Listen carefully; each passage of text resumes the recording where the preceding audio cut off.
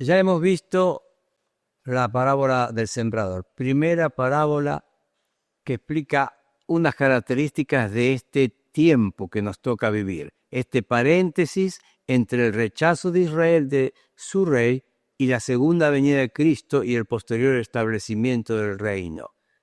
Si pudiéramos definir esto en una palabra, sería la cristiandad.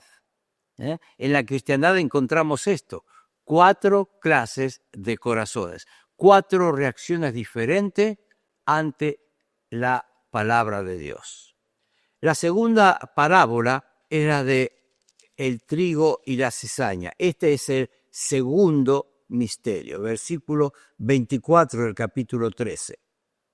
Le refirió otra parábola diciendo: el reino de los cielos es semejante a un hombre que sembró buena semilla en su campo. Pero mientras dormían los hombres, vino su enemigo y sembró cizaña entre el trigo y se fue. Cuando salió la hierba y dio fruto, entonces apareció también la cizaña. Vinieron entonces los siervos del padre de familia y le dijeron: Señor, ¿no sembraste buena semilla en tu campo? ¿De dónde pues tienes cizaña? Él les dijo: un enemigo ha hecho esto. Y los siervos le dijeron: ¿quieres pues que vayamos y la arranquemos? Él les dijo: no sea que al arrancar la cizaña arranquéis también con ella el trigo. Dejad crecer juntamente lo uno y lo otro hasta la siega. Y al tiempo de la siega, yo diré a los segadores: recoged primero la cizaña y atadla en manojos para quemarla, pero recoged el trigo en mi granero. Bien, aquí una segunda parábola: el trigo y la cizaña. Una parábola que nos enseña que en este tiempo que estamos viviendo, en este paréntesis, en el programa de Dios en relación a Israel y al reino, habrá características de verdadero y falso mezclado. Fíjense ustedes que en la primera parábola, la del sembrador, la semilla siempre es la palabra, ¿no es cierto? Aquí vemos en esta: el sembrador es Cristo, el campo es el mundo, la buena semilla, el trigo, son en este caso los creyentes, no es la palabra, ellos son la buena semilla. Por otro lado tenemos la cizaña, que son, podríamos decir, los hijos del diablo, pero están allí. De pronto ocurre algo lamentable, comienza a crecer y aquellos que han estado sembrando dicen: alguien hizo algo raro porque no todo es trigo, hay cizaña. Y claro, la cizaña tiene hojas muy similares a la del trigo. Entonces la sugerencia de los sembradores es: sacamos la cizaña ahora. Y entonces aquí el dueño del campo dice: no, hay un peligro en hacer eso. ¿Por qué? La forma de la semilla es tan semejante. Yo no quiero ni siquiera perder una planta de trigo. Y puede pasar que alguno de ustedes se confunda y arranque una planta de trigo. No, dejemos que sigan creciendo tanto el trigo como la cizaña. ¿Saben por qué? Porque cuando llegue un momento de la siega, ahí va a ser muy fácil darse cuenta. ¿Por qué? Porque lo que es trigo estará lleno de espigas con grano y la cizaña no tendrá nada. Entonces hay una enseñanza aquí importante. Entonces repetimos: el sembrador es Cristo, el campo es el mundo, la buena semilla, el trigo, los verdaderos creyentes, las cizañas, tal vez podemos decir profesantes, los hijos del diablo, los segadores son los ángeles, la siega el fin de la edad. Y todo esto lo vemos cuando el Señor da su explicación en el versículo 37. El que siembra la buena semilla es el Hijo del Hombre. El campo es el mundo. La buena semilla son los hijos del reino. Las cizañas son los hijos del malo. El enemigo que la sembró es el diablo. La siega es observe la expresión, fin del siglo, y los segadores son los ángeles. De manera que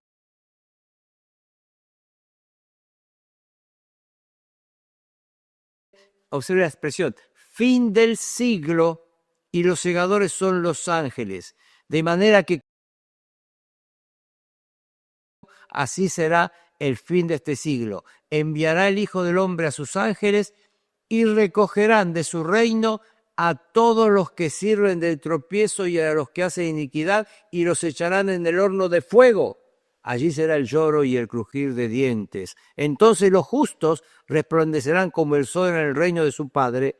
El que tiene oídos para oír, oiga. Es muy claro observar que aquí el Señor en esta parábola no está hablando del arrebatamiento. Quizá podríamos decir, no está hablando del arrebatamiento porque evidentemente hasta este punto el arrebatamiento es un misterio todavía no revelado. Recién en 1 Corintios 15, 51 vemos que Pablo dice, aquí os digo un misterio, no todos dormiremos, pero todos seremos arrebatados. Y ahí va a explicar el proceso del arrebatamiento, donde los que están con vida recibirán un nuevo cuerpo, los que han dormido en el Señor resucitarán con un cuerpo semejante, un cuerpo glorificado, y ambos serán arrebatados. En el arrebatamiento, la iglesia desaparece, la iglesia es quitada. Pero fíjense acá que es diferente. Cuando llegue el momento de la siega, lo que hacen los segadores no es tomar el trigo y se lo llevan, no. Lo que toman es la cizaña. Está muy claro en el versículo 41, enviará el Hijo del Hombre a sus ángeles y recogerán de su reino a todos los que sirven de tropiezo, a los que hacen iniquidad, y los echarán en el horno de fuego. Allí será el lloro y el crujir de dientes. ¿Qué sucederá? Los ángeles tomarán la cizaña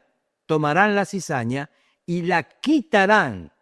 Esto sucederá en la segunda venida del Señor. Cuando Él venga a establecer su reino, habrá sobrevivientes en la tierra, muchos de ellos entrarán al reino y otros no. ¿Quiénes entrarán? Bueno, según esta parábola, aquellos que son identificados como trigo. ¿Quiénes serán quitados para no poder participar del reino? Los que aquí son identificados como cizaña. Entonces, la primer parábola nos muestra lo que sucede en este tiempo de la cristiandad, en este tiempo del paréntesis entre el rechazo y el establecimiento del reino, lo que sucede cuando la palabra se predica. 4 reacciones, 4 corazones. Segunda parábola, trigo y la cizaña. Vemos que en este paréntesis vamos a tener mezcla de verdadero y falso. Mezcla de verdadero y falso.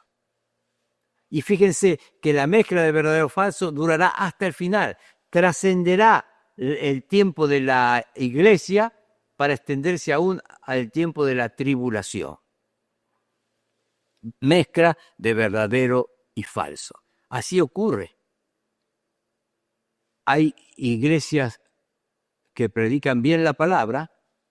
Sin embargo, en una iglesia, por más que tenga buena enseñanza, de pronto hay personas que están allí mucho tiempo y forman parte de alguna forma de todo el movimiento de la iglesia. Yo puedo pensar en varias personas que he conocido así, que están ahí, pero no han sido nunca salvos. Recuerdo cuando era un adolescente en la iglesia donde nací y me bauticé, en esa iglesia, había un matrimonio de Lituania, un matrimonio, unos viejitos hermosos, y tenían un hijo que tenía su cabeza llena de filosofías. Sin embargo, él sabía que a sus padres les gustaba verlo en la iglesia. Y entonces él iba para darle una alegría a sus padres. Y él se paraba y cantaba los himnos, lo sabía como cualquiera de nosotros. Y en el momento de la ofrenda, él ponía su ofrenda. Y si había una actividad especial, un picnic, él iba con nosotros y ayudaba y participaba. Pero nunca, que yo sepa, nunca llegó a colocar su fe en Cristo para la salvación. A veces hay cosas así, lugares donde se predica bien el mensaje y personas que tienen un corazón endurecido y no llegan están en la iglesia. Por otro lado, hay situaciones donde a veces en lugares donde podríamos decir, esas no son iglesias que prediquen un sano mensaje, sin embargo de pronto hay personas que leyendo su Biblia aunque no escuchan el mensaje con claridad desde el púlpito, leyendo su Biblia, llegan a la comprensión en cuanto al plan de salvación y son salvos. Mezcla de trigo y cizaña, eso puede ocurrir, eso de hecho ocurre. Cuando, por ejemplo, la Iglesia Católica comenzó en cierto momento a propiciar la lectura de la Biblia, esos milagros ocurrieron. La Iglesia en sí, a través de sus sacerdotes y sus autoridades, sigue enseñando cosas alejadas de la verdad bíblica. Pero la Biblia hace su obra cuando una persona la lee buscando la verdad de Dios, buscando que Dios le hable. Yo recuerdo en una ocasión, en una provincia en el interior de Argentina, me presentaron a una señora y me dijeron, ella ha recibido a Cristo, pero ella es maestra de catecismo en la Iglesia Católica. Y ella me dijo, sí, yo era muy activo en la Iglesia Católica, recibí a Cristo, me doy cuenta que esta es la verdad, pero no me quiero ir de ahí, porque yo a través de las clases que doy puedo guiar a otros a Cristo. Y así lo hizo por un tiempo hasta que un día me dijeron que la habían echado. Pero estas cosas pasan. Estar en la iglesia, una buena iglesia, no significa ser trigo, no significa estar sembrado en la verdad. No significa. Solamente la decisión de salvación por Cristo es lo que nos da vida eterna. Así que lo que esta parábola enseña es que habla esta mezcla de verdadero y falso hasta que se produzca la segunda venida de Cristo. Estas son las dos parábolas que explicó nuestro Señor. En consecuencia, son las dos parábolas que no tienen ningún tipo de conflicto. Las otras parábolas tienen más de una explicación, porque el Señor no ha dado explicaciones sobre esto. La tercera parábola es la parábola del grano de mostaza. Dice el versículo 31. Versículo 31. El reino de los cielos es semejante al grano de mostaza que un hombre tomó y sembró en el campo, el cual a la verdad es la más pequeña de todas las semillas. Pero cuando ha crecido es la mayor de las hortalizas y se hace árbol de tal manera que vienen las aves del cielo y hacen nido en sus ramas. Entonces aquí tenemos la parábola de la semilla de mostaza. Bueno, aquí nos habla de una semilla pequeña que tiene un tremendo desarrollo. Podríamos decir, de lejos, uno puede observar y pensar que es un árbol. Se hace árbol, dice el Señor. Y aquí dice, es la mayor de las hortalizas. O sea, parece un árbol, pero es una hortaliza. Si se cortara su tronco, una persona entendida podría observar, no tiene las características de un árbol en cuanto a corteza, etcétera, etcétera, etcétera. Un biólogo lo podría explicar muy bien. Hay un crecimiento. Ahora, algunos dicen, bueno, esto significa el hecho de la expansión del cristianismo a través de las misiones a través de los siglos. Bueno, lo que sucede aquí creo que no tiene que ver exactamente con eso, porque aquí la parábola habla de algo anormal. Es una hortaliza que tiene un crecimiento desproporcionado, se hace árbol, y debemos analizar una parábola en relación a las otras. No debemos nunca olvidarnos lo que enseñó la primera parábola, que siempre habrá un corazón duro, que siempre habrá una semilla que muere en un corazón con los que tienen los afanes de este siglo, o un corazón que no quiere pagar un precio de seguir a Cristo. Entonces, no es todo, no es todo. Tampoco la segunda parábola, porque siempre habrá trigo y cizaña. Y yo quisiera pensar que, tal vez mostrándonos el desarrollo de la historia del cristianismo, nos encontramos en un momento muy interesante que se produjo en el año 303 después del Señor, por supuesto, 303 de nuestra era, en tiempos del Imperio Romano. Constantino estaba, en aquel momento había 4 emperadores que se habían dividido el imperio, Y Constantino estaba tratando de llegar a Roma y conquistar Roma. Para lograr ese propósito, él debía llegar a conquistar un puente sobre el río Milvio. En Roma estaba Magencio, él era el otro emperador. Y él suponía que Magencio no iba a salir a campo a pelear, sino que él se iba a hacer fuerte en ese puente, sabiendo que si no podían pasar por ese puente, Roma estaba segura. Si caía ese puente, Constantino iba a entrar en Roma como un conquistador. Y cuenta la historia que en la noche previa a ese combate, Constantino tiene un sueño. Ve un estandarte, como una bandera, con una cruz, y escuchaba una voz que le dijo: con este emblema vencerás. Confiando que esta era una revelación divina, mandó preparar una bandera de esas características y salió al campo de batalla, y esa bandera iba guiando al ejército. Y Constantino triunfó y penetró a Roma como un conquistador, arrastrando de su carro el cuerpo sin vida por las calles de Roma del emperador derrocado. Entonces Constantino dijo: me hago cristiano.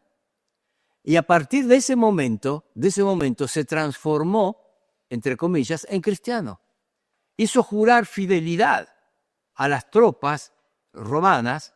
En consecuencia, en un momento, de pronto, los que se decían ser cristianos, creció el número de una forma exponencial.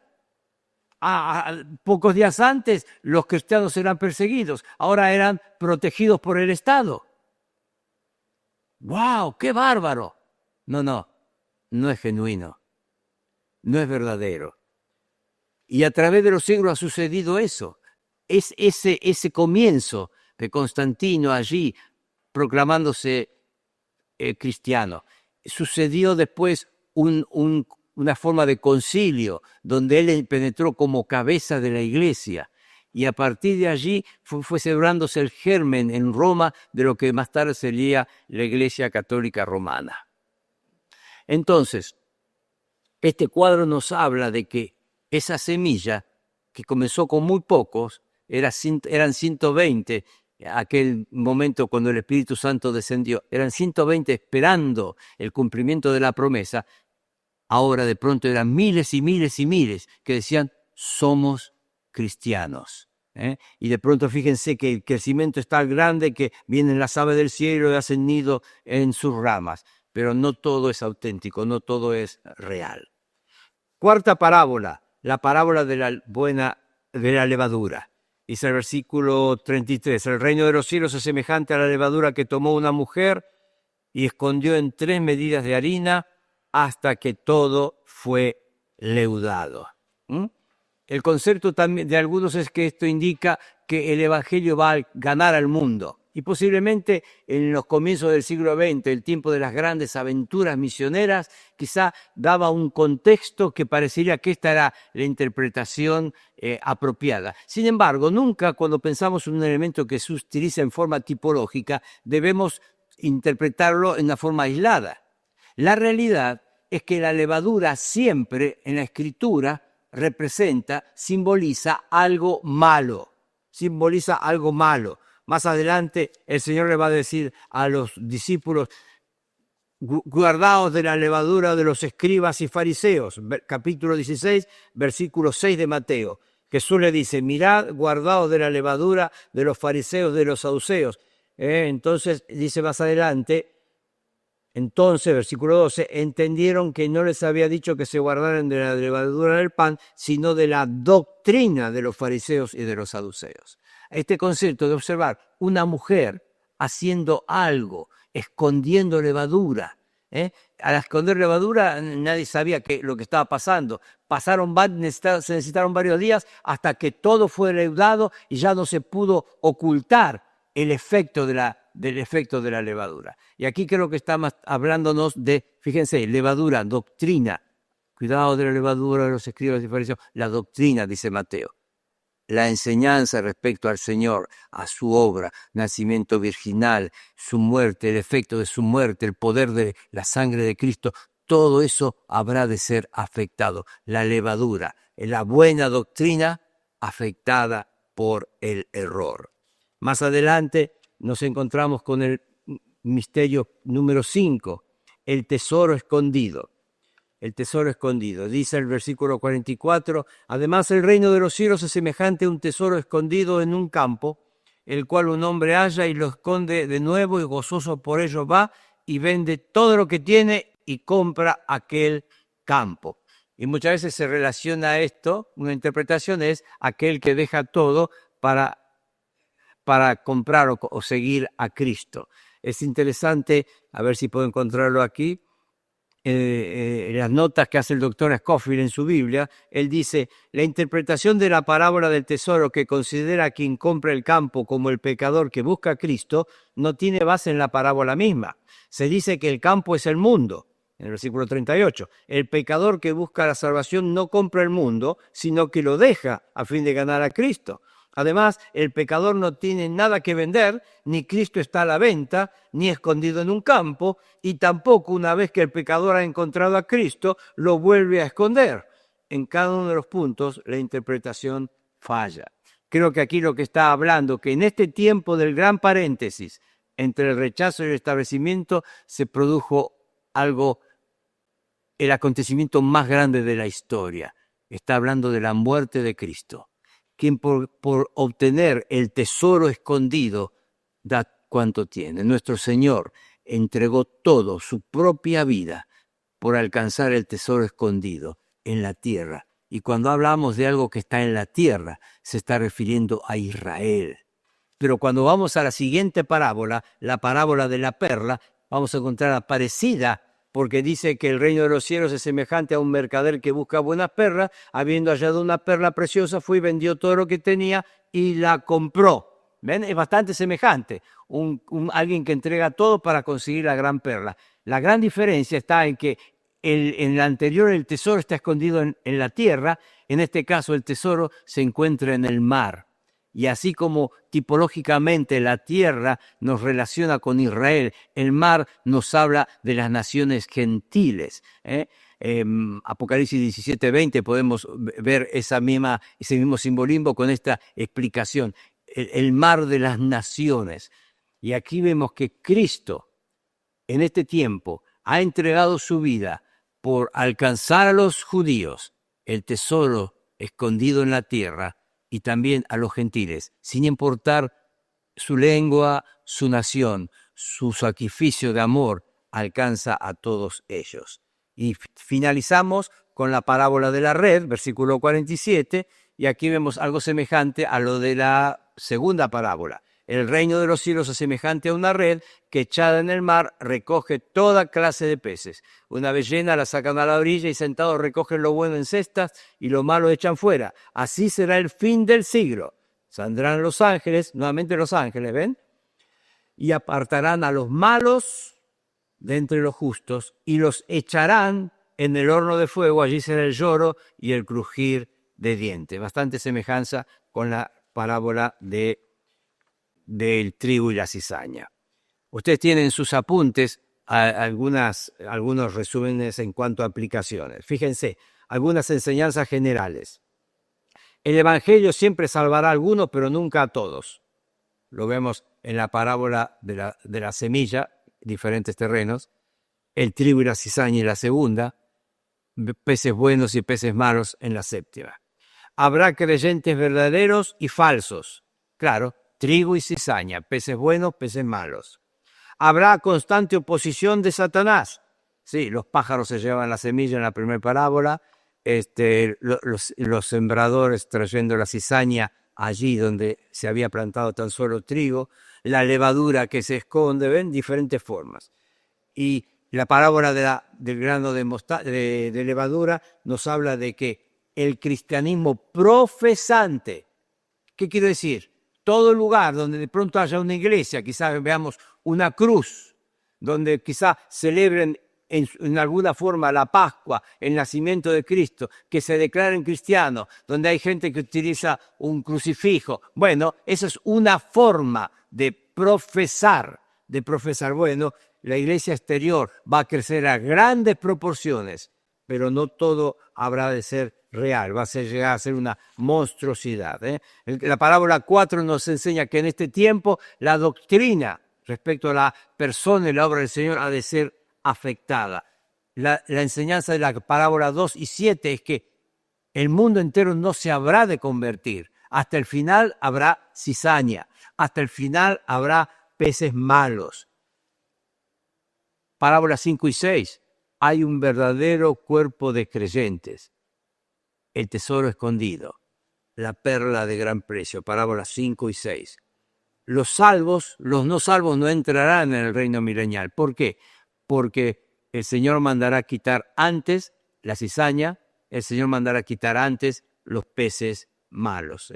Entonces, todas estas verdades el Señor las da a través de parábolas, las oculta a aquellos de que le habían rechazado y las explica a aquellos que son sus verdaderos seguidores. Entonces, aquí tenemos, recuerde, tiene que ver estas 7 parábolas no con el reino de los cielos. El reino de los cielos se establecerá cuando el Señor venga en su segunda venida. Estas parábolas tienen que ver con los misterios del reino de los cielos, con lo que ha de suceder y con lo que está sucediendo después del rechazo de Israel. Israel rechazó su Mesías, rechazó el reino. Entonces, ¿qué pasa con el reino? Bueno, entró en un estado misterioso, algo desconocido. Estas 7 parábolas nos explican en cuanto a este periodo que habrá de concluir cuando el Señor venga otra vez. Que el Señor les bendiga.